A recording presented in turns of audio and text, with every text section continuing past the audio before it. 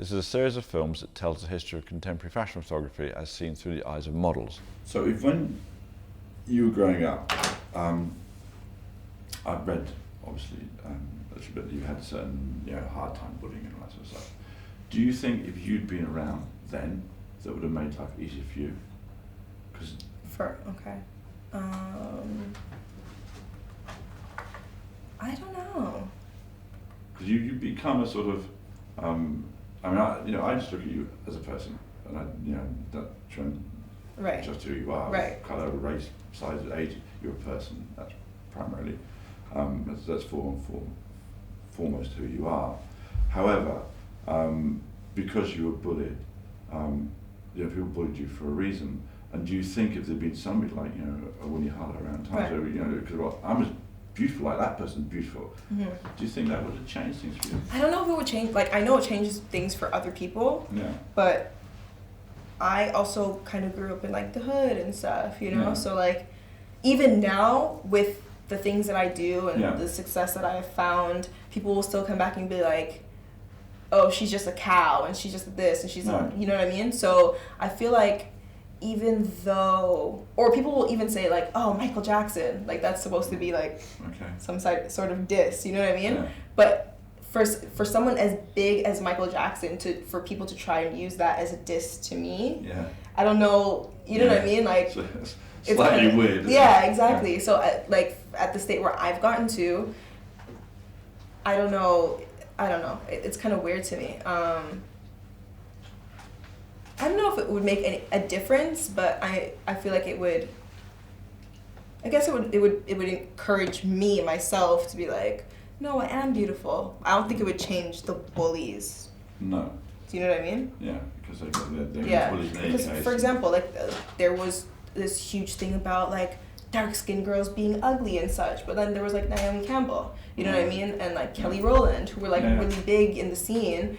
And people thought they were gorgeous, but then they would still call a dark-skinned girl ugly. Do you know what I mean? So like, I don't know if it would change the idea of the bullies, but I feel like it would kind of inspire people who did have something who was different about them, freckles, big hair, whatever it may be, to be like, my differences are cool. Like, yeah.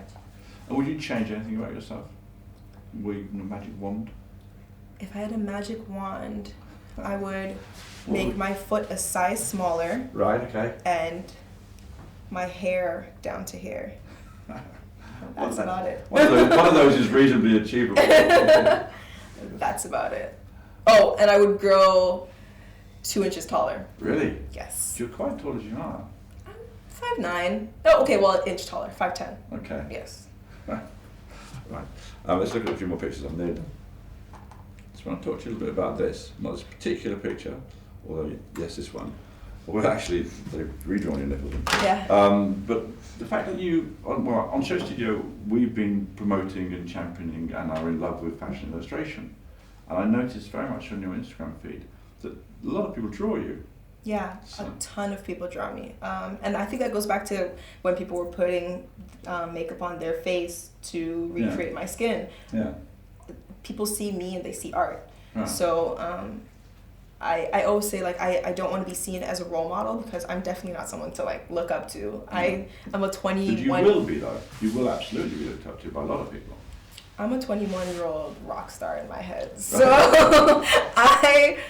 that's who people look up to. But I don't think that's someone to look up to. I think that's someone to be inspired by. Right, okay. You know, I wouldn't suggest you telling your 12-year-old child to follow in my footsteps, but I would suggest them being inspired by things that I do. Not everything, but some things, you know? Like, I'm not a goody two-shoes by any means. Just because I, promote loving yourself doesn't mean that I'm this holier than thou, you know what I mean, person that people try to make me out to be. I'll post a picture like at the club or like, with a drink in my hand, and people are like, "Oh my God, you have children following you. You cannot do this." And I'm like, actually, I can. I can if I want to. It's my life. I'm 21. I'm going to live, and I'm not going to live for anyone else but myself. But back to this photo. This is actually interesting because I didn't post this for like 2 years. Yeah. This person drew this 2 years prior to me, actually. So I posted it 8 weeks ago. Yeah. The person drew it and showed it to me 2 years ago. Right. A year or two. Yeah. And I asked them to redraw the picture without my nipples being shown because I was not going to post it. Right. And I guess I've just become more comfortable. Right. I know that I personally, like, no one has ever seen me naked. Yeah. So, like, this is just an idea of what I may look like. Right. And I guess I've just become more comfortable with the idea. And on top of it, I love this picture so much. When they drew it, I was like, can you just cover the nipples or something? Because it's so beautiful. Yeah. But I love this picture. And I love the picture that it stemmed from as well, which was the black and white picture that you just had up with the bra. Yeah. But you have become someone who gets drawn a lot. Mm-hmm. And I've noticed that going through your Instagram feed. But I think it's kind of, it's a very nice thing that, you know, the fashion illustrators are seeing you as somebody they want to draw. Why do you think that is? Once again, just because they see me as inspiration and art, you know. I personally don't think, like, the people who are drawing me, they don't know me. No, sure. So, you know, someone who, maybe if your brother's an artist and they're drawing you, they're drawing you from what they see you as a person. Yeah. These people are drawing me, they're drawing an idea of me, you know? They're drawing an inspiration that they drew from a picture that they saw. They're not necessarily drawing Chantal, but they're drawing Winnie Harlow, you know? Yeah. And that makes you, I mean, it's a bit what we were saying earlier on, that you're very recognisable in that way. Right. And as you said a minute ago, you know, and I was, I thought it was delightful you said it, that you're art. But in a way, in some ways you are. You're certainly, you're an image in the nicest possible sense. Mm-hmm. You know, you're somebody very recognisable who stands for a bunch of stuff which people like. And you're very beautiful. In a way, yes, but, well, it's true. In that way, it's like drawing, you know, you're an iconic figure already. Thank you. And I think that's interesting that people are drawing you in the way they draw kind of, you know, the Mona Lisa or, you know, whatever it is. Yeah. People, or Andy Warhol's Marilyn or whatever. You become almost like that already. Is it something that worries you, that it gets too focused on one particular period in your life? No, not yet at least. It doesn't worry me. It doesn't worry me that people are inspired by me. It more worries me, like my image, I'm not so worried about, like, not image, but the image of me, I'm not so much worried of, like, as in a picture. Yeah. I'm more worried about when people see a picture of me and create their own idea of who I am. Right. Do you know what I mean? Yeah, which I will absolutely do. Yeah, so the picture itself doesn't really worry me, or people drawing me doesn't worry me. It's more what people think when they do see a picture of me, or they do hear a story about me, or so on and so forth. Yeah. Well, I mean, this is the thing about you having control over your life, which previous models didn't have. You know, so you can say, I'm not this person. But before, there's no, you know.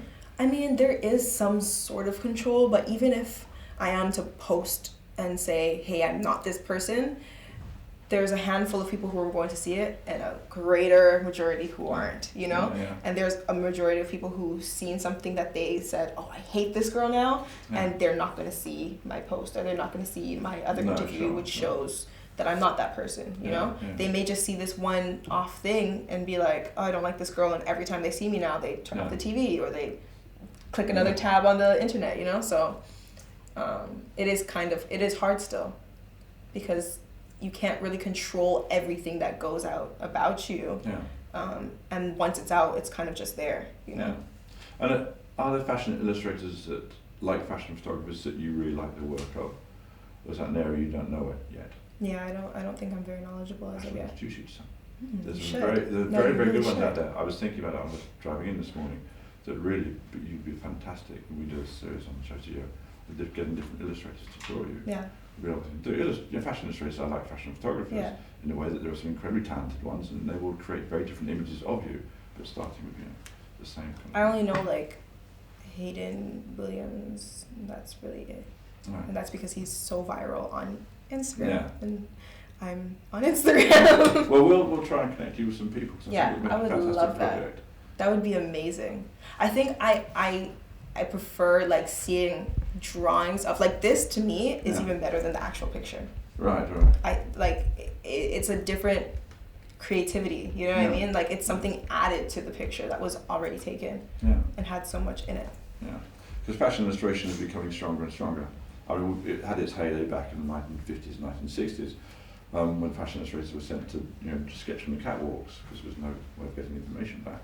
And of course, when photography really took off and the catwalks were as we know them now, there was less point for the magazines to run fashion illustration. But fashion illustration has found its sort of, its audience across the internet, and now with Tumblr and stuff and Instagram, that's really having a huge kind of uprising now. Yeah. So there's some people you should work with in the way that you might think, I want to work with Stephen Meisel, or I want to work with Merton Marcus, or whoever it is. I'm about to ask you that.